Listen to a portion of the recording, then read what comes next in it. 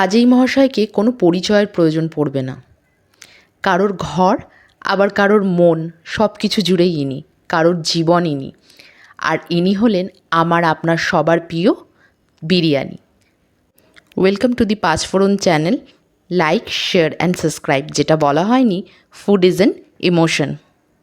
প্রথমেই চিকেনগুলিকে আদা, রসুন, শুকনো লঙ্কা, কাঁচা লঙ্কা, দই, নুন দিয়ে মাখিয়ে রাখবো।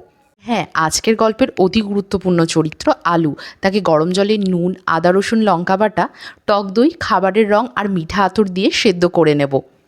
মাংসের জন্য পেঁয়াজ লাল করে ভেজে তুলে নিতে হবে। এরপর তাতে দেব গোটা গরম মশলা, তেজপাতা, শুকনো লঙ্কার ফোড়ন।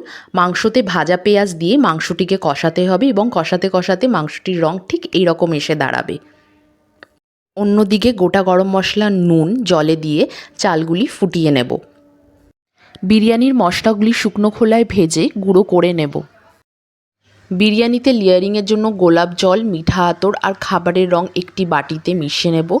তারপর হাঁড়িতে তেল মাখিয়ে একে একে ভাত, মেশানো রং, গোলমরিচ গুঁড়ো আর ভেজে রাখা গুঁড়ো মশলা দিয়ে দেব। এরপর দেব মাংসের ঝোল আর সেদ্ধ করা আলু।